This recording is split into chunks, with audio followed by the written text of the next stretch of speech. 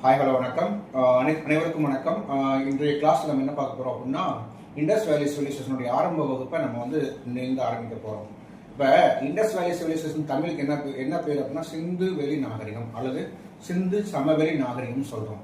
இந்த சிந்து சமவெளி நாகரிகம் அப்படிங்கும் போதே சிந்துன்னு ஒரு நதி வந்துடுது, அங்கே ஒரு சமவெளி வந்துடுது, ரைட்டா? அப்போ ஒரு ஆற்றங்கரையில் தான் ஒரு நாகரிகம் உருவாக முடியும் அப்படிங்கிறது தெளிவாக உங்களுக்கு தெரிய வருது. சார் ஏன் சார் நம்ம சிந்து சமவெளி நாகரிகத்தை பற்றி நம்ம பேசணும்? ஒரு நாகரிகம்னா என்ன சார்? ஆரம்பத்தில் ஒரு மனுஷன் தான் தோன்றித்தனமாக உணவுக்காகவும், ஓகேவா, உணவுக்காக உடைக்காக தான் தோன்றித்தனமாக திரிதான். அப்புறம் அவனுக்கு நீர் தேவைப்படுது. நீர் ஒரு அத்தியாவசியமான தேவையாக இருக்கிறது. ஆகவே அவன் ஒரே இடத்தில் இருந்து ஒரே இடத்தில் விவசாயம் செய்து, ஒரே இடத்தில் வேளாண்மை செய்து, ஒரே இடத்தில் ஆடு மாடுகள் வளர்த்து, ஒரே இடத்தில் அவங்களுக்கு தேவையான அனைத்து பொருள்களையும் தற்சார்பு வாழ்க்கையை வாழ்கின்ற அந்த நிலைதான் நம்ம நாகரிகம் என்று கூறுகிறோம். அந்த நாகரிக வாழ்க்கை எங்கு தோன்றுகிறது என்றால் ஒவ்வொரு ஆற்றங்கரையும் தோன்றுகிறது. அப்படி தோன்றப்பட்ட ஒரு ஆற்றங்கரை நாகரிகம் தான் இந்த சிந்து சமவெளி நாகரிகம். ஆக நாம் படிக்கின்ற பொழுது சிந்து சமவெளி நாகரிகத்தை மட்டும் படிக்கப் போவதில்லை, மாறாக அதோடு சேர்ந்து மெசபடோமிய நாகரிகம் என்று சொல்லக்கூடிய ஈரான், ஈராக், துருக்கி, சிரியா போன்ற பகுதிகளை கவர் பண்ணக்கூடிய மெசபடோமிய நாகரிகம், அது தாண்டிய ஒரு எகிப்து நாகரிகம், நம்முடைய முக்கியமான சிந்து சமவெளி நாகரிகம், அதோடு சேர்ந்து சீன நாகரிகம் என 4 நாகரிகங்களை பற்றி சமகால நாகரிகம் சொல்வதை விட 4 பழமையான நாகரிகங்கள், 4 நாகரிகங்களும் ஆசியாவை சார்ந்த நாகரிகங்கள், மத்திய ஆசியா தெற்காசிய பகுதியில் தோன்றிய நாகரிகங்கள். ஆகவே நாம் அந்த 4 நாகரிகங்களையும் படிப்பதற்கு இங்கு ஆயத்தமாகின்றோம். இவற்றில் நாம் படிக்க இருக்கும் இந்த மெசபடோமிய நாகரிகம் எந்த ஆற்றங்கரையில் தோன்றியது? யூப்ரட்டிஸ் டைகரிஸ் என்று சொல்லக்கூடிய யூப்ரட்டிஸ் டைகரிஸ் என்று சொல்லக்கூடிய ஆற்றங்கரையின் வால் தோன்றிய நாகரிகம் மெசபடோமிய நாகரிகம். மிக தொன்மையான நாகரிகம். சிந்து சமவெளி நாகரிகத்தை விட தொன்மையான நாகரிகமாக நாம் எடுத்துக்கொள்கிறோம். இவற்றின் காலம் 3500 இருந்து 2000 வரை பிசிஇ என்று சொல்வார்கள். Before common era. ஓகேவா? பிஃபோர் காமன் எரா பிசிஇ 3000, அதாவது 3500 இருந்து 2000 வரையிலான இந்த காலத்தை நாம் மெசபடோமிய நாகரிகத்தின் காலமாக வரலாற்றில் வரையறுக்கிறோம். அதன் பிறகு சிந்துவெளி நாகரிகம். இந்த சிந்து சமவெளி நாகரிகம் தோன்றிய நதி சிந்து நதி. இதனுடைய காலம் 3300 அல்லது 3250 இருந்து 1900 வரை, அதாவது பிசிஇ. அதற்கு அடுத்து நாம் படிக்க இருக்கும் நாகரிகம் எகிப்திய நாகரிகம். இந்த எகிப்திய நாகரிகம் என்பது எப்பொழுது தோன்றியது என்றால் 3100 இருந்து 1100 பிசிஇ வரை. அதுக்கடுத்து நாம் படிக்க இருப்பது சீன நாகரிகம். இந்த சீன நாகரிகம் 1900 1100 வரை, அதாவது 1700 வரை, 1700 இருந்து 1100 வரை உள்ள நாகரிகம் சீன நாகரிகம் என்று கூறுகின்றோம். நாம் படிக்கின்ற போது மெசபடோமிய நாகரிகம் யூப்ரட்டிஸ் டைகரிஸ் நதிக்கரையில் தோன்றியதாகவும், அதே சமயத்தில் நம்முடைய சிந்து சமவெளி நாகரிகம் சிந்து நதியின் கரையில், அதாவது நம்முடைய சிந்து நதி என்று சொல்லக்கூடிய அவனுடைய துணை நதியான நம்ம என்ன சொல்றோம், சீலம், சீனா, பியா, சக்லச் என்று சொல்லக்கூடிய 6 கிளை நதிகள் உண்டு. 6க்கும் மேற்பட்ட கிளை நதிகள் உண்டு இந்த சிந்து நதிக்கு. அது மட்டும் இல்லை, அது கூடவே பக்கத்திலே உட்பிரிவாக ககார் நதிக்கரை உண்டு. அதுக்கு பக்கத்திலே சரஸ்வதி நதிக்கரை உண்டு. ஸோ இந்த மாதிரி ஆற்றங்கரையில் தோன்றிய அத்தனை நாகரிகங்களின் தொகுப்பாக கூறுவதுதான் சிந்துவெளி நாகரிகம். இந்த சிந்துவெளி நாகரிகம் முக்கியமாக சிந்து நதியில் தோன்றிய நாகரிகம் என்று நாம் கருத்தில் எடுத்துக்கொள்ள வேண்டும். அதற்கு அடுத்தபடியாக நாம் படிக்க இருப்பது எகிப்திய நாகரிகம். இந்த எகிப்திய நாகரிகம் என்பது ஐரோப்பிய பகுதியில் தோன்றிய நாகரிகம். ஐரோப்பியாவை வளமாக்கிய அந்த நைல் நதியின் கரையில் உருவாக்கப்பட்டு அங்கு அந்த ஐரோப்பாவை வளமாக்கிய அந்த நாகரிகம் தான் நைல் நதி நாகரிகம் அல்லது எகிப்திய நாகரிகம் என்று கூறுகின்றோம். அதற்கு அடுத்தபடியாக குவாங்கோ நதி என்ற நதியின் ஆற்றங்கரையில் தோன்றிய அந்த நாகரிகத்தை சீன நாகரிகம் என்று கூறுகின்றோம். இந்த நாகரிகம் அனைத்தும் மத்திய ஆசியா மற்றும் தெற்காசிய பகுதியில் உருவானவை என்பதை நாம் இங்கு அறுதியிட்டு கூறுகின்றோம். இப்பொழுது நாம் படிக்க இருப்பது சிந்து சமவெளி நாகரிகம். இந்த சிந்து சமவெளி நாகரிகத்தை பற்றி படிக்கின்ற பொழுது இந்த சிந்து சமவெளி நாகரிகத்தை நாம் ஏன் படிக்க வேண்டும் என்று கேட்டால், சிந்து சமவெளி நாகரிகம் என்பது ஒரு நகர நாகரிகம். என்ன சார் சொல்றீங்க, சிந்து சமவெளி நாகரிகத்தை ஒரு நகர நாகரிகம் சொல்றீங்க அப்படின்னா, ஆமா, சிந்து சமவெளி நாகரிகம் ஒரு நகர நாகரிகம். இந்த சிந்து சமவெளி நாகரிகத்திற்கு இன்னொரு பேர் உண்டு. அந்த பேர் என்னன்னா கரப்பா நாகரிகம் என்று சொல்லுவோம்.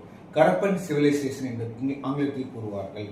ஏன் கரப்பன் சிவிலைசேஷன் என்று சொல்றோம் அப்படின்னா, கரப்பா என்ற நகரமானது முதலாக ஆய்வுக்கு உட்படுத்தப்பட்டதால் நாம் இந்த சிந்து சமவெளி நாகரிகத்தை பொதுவாக கரப்பா நாகரிகம் என்றும் கூறுவது உண்டு. அதற்கு அடுத்தபடியாக இந்த சிந்து சமவெளி நாகரிகமானது அதனுடைய காலமானது எப்படி வரையறுக்கப்பட்டது? சிந்து சமவெளி நாகரிகமாக இருக்கட்டும், மெசபடோமிய நாகரிகமாக இருக்கட்டும், எகிப்திய நாகரிகமாக இருக்கட்டும், சீன நாகரிகமாக இருக்கட்டும், அதனுடைய கால வரையறை எதன் மூலமாக உருவாக்கப்பட்டது என்று கேட்டால் 2 வகையில் உருவாக்கப்பட்டது. ஒன்று கார்பன் டேட்டிங் மெத்தட், அதான் கதிரியக்க கார்பன் டேட்டிங் மெத்தட் என்று கூறுவார்கள். இந்த கார்பன் டிகேயின் அளவை வைத்து அது எந்த காலத்தை சார்ந்தது என்பதை நம்மால் வரையறுத்து கூற முடியும். ஒரு ஒரு ஒரு பகுதியில் ஒரு பொருளை எடுத்து அதனுடைய கார்பன் டேட்டிங்க்கு உட்படுத்தும் பொழுது அந்த பொருளில் எவ்வளவு கதிரியக்க கார்பன் டிகே அடைந்துள்ளது என்பதை அளவை கொண்டு அந்த சம்பந்தப்பட்ட பகுதி எவ்வளவு காலத்துக்கு பின்பற்றது என்பதை எவ்வளவு காலத்துக்கு பின்பற்றது என்பதை நம்மால் அறுதியிட்டு கூற முடியும். ஆகவே இதை 2 வகையில் நாம் கூறுகின்றோம். ஒன்று கதிரியக்க carbon dating method, number 1. Number 2 என்ன அப்படின்னா, அதாவது டென்ட்ரோ முறை என்று சொல்வார்கள். டென்ட்ரோ முறை என்று கூறுகின்ற பொழுது, மரங்கள்லாம் நம்ம ஊர்ல வளர்ப்போம். 10 வருஷம் மரம், 15 வருஷம் மரம், 20 வருஷம் மரம், 100 வருஷம் மரம், 200 வருஷம் மரம் சொல்லுவாங்க. அப்ப எதை சொல்லுவாங்க, அந்த மரங்களுடைய சுற்று இருக்கு இல்லையா, சுற்று சொல்லுவாங்க. சுற்று மட்டும் இல்லை, அந்த மரங்களுக்கு உள்ள நம்ம வெட்டி பார்த்தோம்னா அதை வெட்டி பார்க்கின்ற போது அந்த உள்வெட்டு தோட்டம் என்று சொல்லும்போது, அந்த உள்வெட்டு தோட்டத்தில் எத்தனை அந்த லைன் இருக்கு, எத்தனை கோடுகள் இருக்கின்றன, அந்த உள்வெட்டு தோட்டத்துடைய அளவை வைத்து இந்த மரம் எவ்வளவு காலம் பழமையானது என்பதை கூறுவது போல, இந்த உள்வெட்டு தோட்டத்தை வைத்து நாம் இந்த கரப்பா நாகரிகத்தின் காலத்தை கரப்பா நாகரிகம், மெசபடோமிய நாகரிகம், மெசபடோமிய நாகரிகம், எகிப்திய நாகரிகம், சீன நாகரிகத்தின் காலத்தை இந்த 2 முறையில் வரையறுக்கின்றோம். 1 கதிரியக்க கார்பன் முறை, 2 டென்ட்ரோ முறை. கதிரியக்க கார்பன் முறையில் நாம் டிகேஆர் கார்பனை வைத்து கண்டுபிடிக்கின்றோம். இந்த டென்ட்ரோ முறையில் மரங்களின் உள்வெட்டு தோட்டத்தை வைத்து நாம் கணக்கிடுகிறோம். ஆகவே 2 முறையில் நம்முடைய இந்த ஆற்றங்கரின் நாகரிகத்தின் காலங்கள் கணக்கிடப்பட்டு அவை வரிசையாக இங்கே வரையறுக்கப்பட்டு உள்ளன. அடுத்தபடியாக நாம் பார்க்க இருப்பது கரப்பா நாகரிகம். இந்த கரப்பா நாகரிகத்தை பற்றி பேசுகின்ற பொழுது, இது ஆரம்ப காலம், முதிர்வு காலம், அழிவு காலம் என 3ஆக இருக்கிறது. Initial stage, mature stage, latest stage என்று சொல்வார்கள். இந்த ஆரம்ப காலத்துல கரப்பா நாகரிகம் எப்படி இருந்துச்சு அப்படின்னா, ஒரு கிராம நாகரிகமாக தான் ஆரம்பிக்குது. நம்ம ஒட்டுமொத்த அந்த சிந்து சமவெளி நாகரிகத்தை நம்ம நகர நாகரிகம் சொன்னாலும் கூட, இந்த இடத்துல நம்ம இந்த கரப்பா நகரத்தின் ஆரம்ப காலம் என்று சொல்லக்கூடிய அந்த ஆரம்ப நிலை எப்படி இருக்கின்றது என்றால், ஒரு கிராம நாகரிகமாகத்தான் சித்தரிக்கப்படுகின்றது. அந்த காலத்தில் ஆம்பிரி, கோட்டிஜி என்று சொல்லக்கூடிய அந்த 2 பகுதிகள் போல நாட்டு சமவெளியில் தோன்றியுள்ளது. இந்த போல நாட்டு சமவெளி எங்கு உள்ளது என்றால், பாகிஸ்தானுக்கு வடமேற்கு பகுதியில் உள்ள பலுஜிஸ்தானில் இந்த போல நாட்டு ஆற்றங்களில் உருவான ஆம்பிரி, கோட்டிஜி கரப்பா நகரத்தின் ஆரம்ப நிலையாக கருதப்பட்டு அவை கிராம நாகரிகமாக கருத்தில் எடுத்துக் கொள்ளப்படுகின்றன. அதற்கு அடுத்தபடியாக தோன்றுவது மெச்சூர் ஸ்டேஜ். மெச்சூர் ஸ்டேஜில் கரப்பா நாகரிகம் பக்கா அர்பன் சிவிலைசேஷன், ஒரு அறுதியிட்ட ஒரு நகர நாகரிகமாக தோன்றுகிறது. அந்த நகர நாகரிகத்தில் தோன்றிய நகரங்கள் தான் கரப்பா, மெகஞ்சதரோ என்று சொல்லக்கூடிய 2 முக்கியமான நகரங்கள். இவற்றில் மெகஞ்சதரோ என்று சொல்லக்கூடிய அந்த நகரமானது மிகவும் பெரிய நகரமாக கருத்தில் கொள்ளப்படுகிறது. இந்த கரப்பா நாகரிகத்தில் பேசப்படும் அனைத்து ஆவணச்சுவடுகளும் பெரும்பாலும் இந்த மோஜோதராவில் கண்டுபிடிக்கப்பட்டவை என்பதை நாம் கருத்தில் கொள்ள வேண்டும். அதற்கு அடுத்தபடியாக நாம் படிக்க இருப்பது லேட்டர் ஸ்டேஜ், அதாவது அழிவு காலம். இந்த அழிவு காலத்தில் தோன்றிய நகரங்கள் தான் அது லோத்தல், டோலவீரா, காளிபங்கன் போன்ற நகரங்கள் எல்லாம் அழிவு காலத்தில் தோன்றியதாக கருத்தில் கொள்ளப்படுகின்றன. ஆரம்ப காலம் அதனுடைய ஒரு நாகரிகம் ஆரம்பிக்கின்ற பொழுது அதனுடைய ஆரம்ப காலம் என்று சொல்கின்றோம். அது ஒரு உச்சத்தை எட்டுகின்ற போது அதை மெச்சூர் ஸ்டேஜ் என்று சொல்கின்றோம். அது அழிவை எட்டுகின்ற பொழுது நாம் அதை லேட்டர் ஸ்டேஜ் என்று கூறுகின்றோம். ஆரம்பம், முதிர்வு, அழிவு என்ற 3 நிலையை ஒரு நாகரிகம் தன்னுடைய பரிணாமத்தில் சந்திக்கின்றது.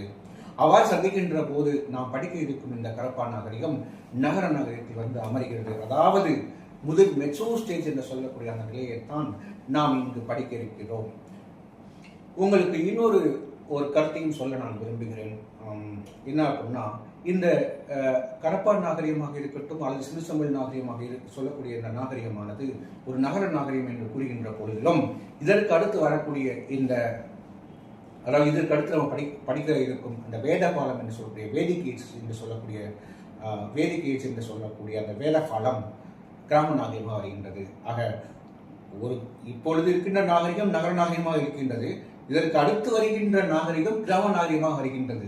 ஆகவே அந்த அளவுக்கு ஒரு மெச்சூரான ஒரு நாகரிகம், ஒரு பேசக்கூடிய ஒரு நாகரிகம், பேச வேண்டிய ஒரு நாகரிகமாக இந்த நாகரிகம் இருப்பதால் இதை நாம் இதை பற்றி படிக்க இருக்கிறோம்.